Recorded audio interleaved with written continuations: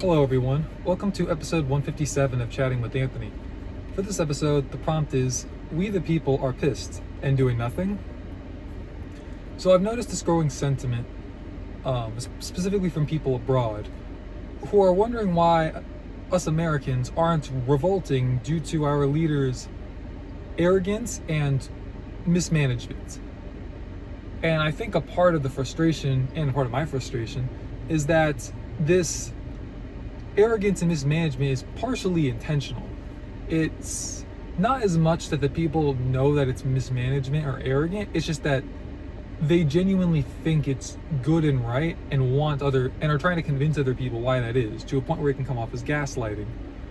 And because of this, I think that the general sentiment is accurate. Like, why aren't we doing something about it?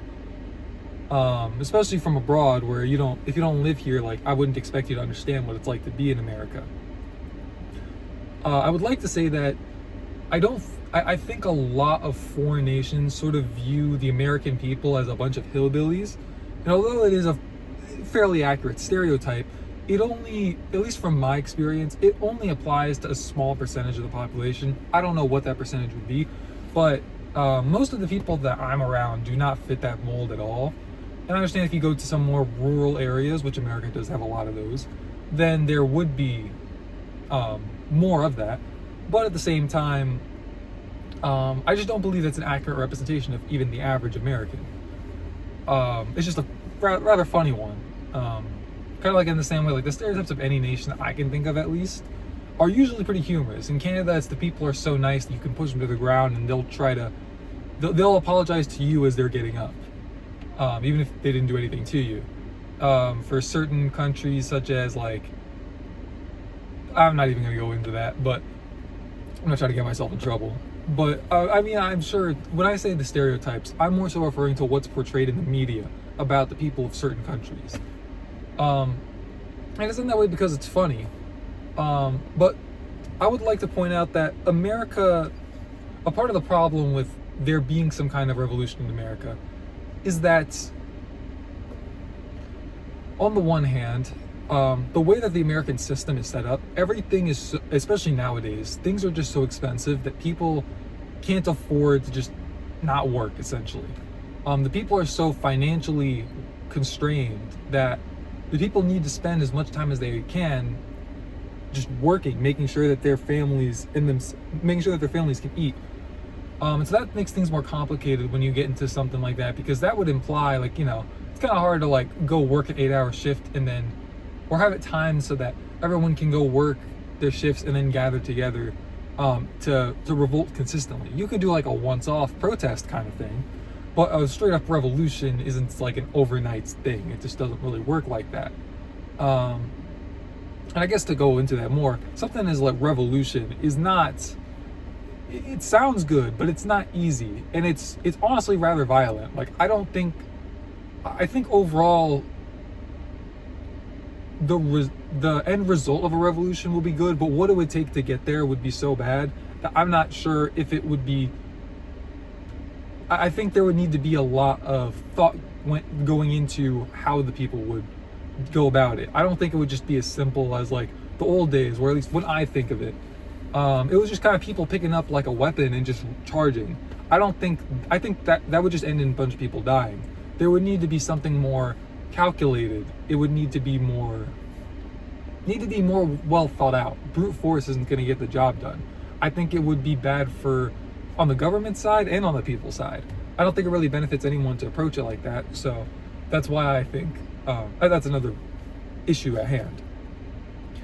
But a part of the problem is that America, as I said, it's not just like one big hillbilly. It's like each state almost has like its own subculture of sorts. And within each state, there's like so many different groups of people that it would just be like getting one state to revolt will be hard enough. But saying that we're going to get the whole nation on board with something, when each nation sort of almost believes its own thing, not in the sense that there's like 50 different beliefs, but there are so many beliefs that kind of get spread out throughout numerous states. But it's not like one cohesive nation. It's not like most of our states are bigger than European. I wouldn't say most, a lot of our states are bigger than European countries. And so it would, and again, when you have so many different cultures within that state, it's like everyone here is so divided on everything. No one here treats their neighbor, not no one. A lot of people down here don't really treat their neighbors like brothers and sisters. It's not like it was, from how it was described to me, it's not like it was 50 years ago, like when my parents were growing up. It's just, it's a different world. It's almost like everyone for themselves. I'm grateful to live in a neighborhood where it seems like a lot of us sort of have each other's backs. But it's just, I know that's not really how the country as a whole sort of tends to operate. And a lot of why we have so many different opinions on stuff is information being more prevalent has given us room to take part in more free thinking, but at the same time, a lot of our information is manipulated to fit a certain narrative that benefits powerful people.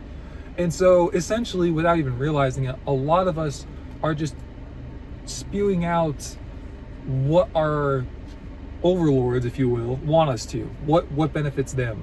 And we're trying to convince other people of why we're right, when in reality we're all, without even realizing, a lot of us are trying to convince each other why someone else is right, and that person doesn't even have our best interest at heart, which makes things complicated. But yes, overall, the elites, the billionaire class, if you will, they've done a great job at dividing the people. And it's not just the billionaires, it's not just wealthy people really, but a lot of the people in power are very good and are very calculated at doing it this way.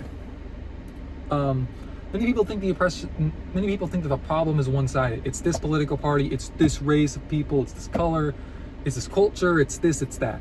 And there are problems within certain groups of people. I'm not trying to say race, color, gender. I'm just saying, like, but when I say groups of people, I mean, like, I'm trying to be careful with how I say this because I really don't want to get this to come off the wrong way. What is pushed onto, like, for example, lower class people specifically, I think is overall dangerous to them, in the sense that a lot of it is break rules that the government sets, be dependent on the government for certain things, so that you're at their mercy, convince them that other people, that people in other cities are the problem and not the people who are putting these laws into place. And then when you look at what's pushed in the media today, a lot of it is just, now I'm Christian, so there's a bias that I have towards, godly things, but at the same time, what's pushed in mainstream media is just not very productive for the most part. I'm not talking about television shows like Phineas and Ferb, where stuff that happens is it's funny and it's ridiculous. I'm not talking about that. I'm saying, like, many of the shows portray families in a negative light, and some of that's for humor. I'm not trying to say it's inherently bad, but even like the music that gets pushed, like hip-hop music, for example, is largely pushed within the Black community. And there's nothing inherently wrong with hip-hop, but much of the hip-hop that's out today just talks about things that children shouldn't be hearing. It's like, realistically, it's probably not the most beneficial for adults to hear, but at least someone like myself, like if I'm in the gym and a secular hip-hop song comes on, I can sort of take it for what it is and say, I don't agree with all the things they talk about in the song, but I understand that it's good as like motivation music to have like a certain mindset of like, I'm gonna get things done. Not to try and extract the pride that's within it, but to say, yes, I want to work towards this thing and this will help me get me closer to my goal. As a child, when I listened to secular hip-hop, I didn't quite understand that. And so it sort of, I don't want to say warped my mind, but it altered the way I view the world. And again, within a lot of secular hip-hop music, just the message that's portrayed, not as much from someone like Kendrick Lamar, and I haven't listened to like all of his recent music that's come out. Kendrick Lamar is of the better side, which secular hip-hop, when it comes to being child-friendly. And that's concerning as is, because I don't think Kendrick Lamar is child-friendly. It's just, like, Kendrick and J. Cole, for example, I think are a lot better for kids to listen to than, like, Drake and Young Thug. And it's not even, like, again, although I don't agree with it, I can see the place for, I guess you would call it, like, gangster or trap music, for example, like Gucci Mane, Migos, stuff like that. I can see the value in that, although I don't agree with the overall message, but it gets pushed on, it gets pushed to the children because they think it's cool, and that's not cool. It warps their minds. It lets them think that it lets them think that that kind of lifestyle is glorified and that is what they should do. And it's sad, but the same people who who are responsible for pushing this kind of stuff towards the masses also benefit from people listening to this, because it's likely to influence them to do those things.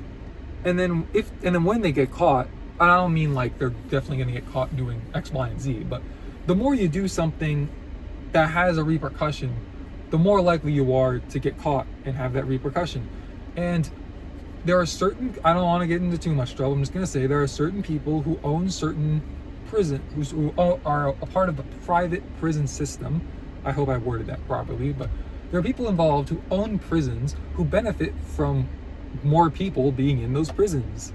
And you can sort of tie all this stuff in together and realize that it's wicked to essentially influence, to find a certain group of people and just push that on them.